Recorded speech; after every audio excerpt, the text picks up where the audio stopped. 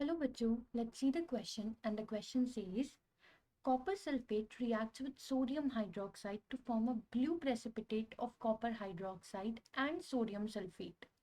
तो बच्चों हम देखिए इस क्वेश्चन में एक रिएक्शन गिवन है, तो चलिए बच्चों इन द की कॉन्सेप्ट पहले उस रिएक्शन को लिख लेते हैं जिससे कि हमें ज़्यादा कंफ्यूजन ना हो। तो बेसिकली हमें रिएक्शन गिवन है कॉपर सल्फेट रिएक्ट करता है सोडियम हाइड्रोक्साइड के साथ, सोडियम हाइड्रोक्साइड, एंड वो फॉर्म करता है copper hydroxide, copper hydroxide which is a blue PPT, blue precipitate, यानी कि ब्लू कलर का प्रेसिपिटेट फॉर्म करता है, प्लस सोडियम सल्फेट। तो ये हमें रिएक्शन गिवन है यहाँ पे। ठीक है, अब आगे पढ़ते हैं।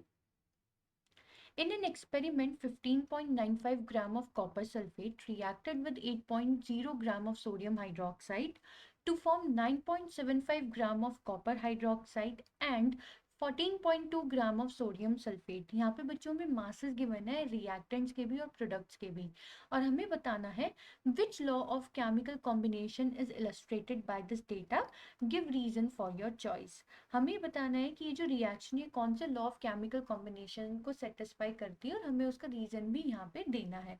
तो बच्चों अकॉर्डिंग टू दिस क्वेश्चन अगर हम देखें, ये जो साइड है ये हमारी रिएक्टेंट साइड है और ये हमारी प्रोडक्ट साइड है, कंप्लीटली प्रोडक्ट साइड।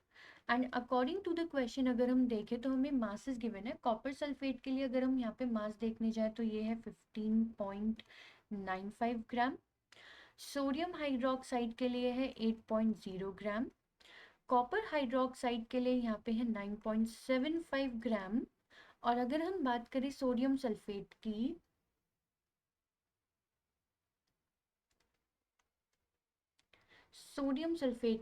तो सोडियम सल्फेट के लिए यहाँ पे मास गिवन है 14.2 ग्राम। तो अगर हम यहाँ पे चेक करने जाएं total mass of the reactant and the total mass of the product, और अगर total mass of reactant and total mass of product equal आ जाते हैं तो ये कौन सा लॉ फॉलो कर रहा होगा, लॉ ऑफ कंजर्वेशन ऑफ मास। तो एक बार चेक कर लेते हैं बच्चों, इसका सम करते हैं।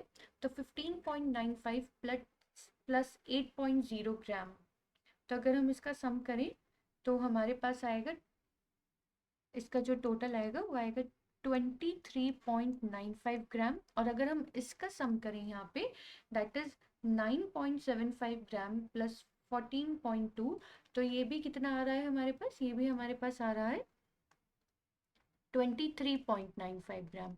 मतलब कि बच्चों अगर हम देखें इस केमिकल रिएक्शन में total mass of reactant is actually equals to total mass of product. मतलब कि बच्चों यहाँ पे क्या हो रहा है, यहाँ पे मास जो है वो कंजर्व्ड है। मास क्या है, मास मास इज कंजर्व्ड, मतलब कोई भी मास का लॉस नहीं हुआ है। तो this part is actually following कौन सा law, it is following law of conservation of mass, law of conservation of mass. और law of conservation of mass क्या कहता है, that in any of the chemical reaction total mass of reactant हमेशा बराबर होता है टोटल मास ऑफ प्रोडक्ट के, मतलब मास का कोई भी लॉस नहीं होता है। तो आई होप बच्चों आपको ये क्वेश्चन समझ में आ गया होगा। Thank you.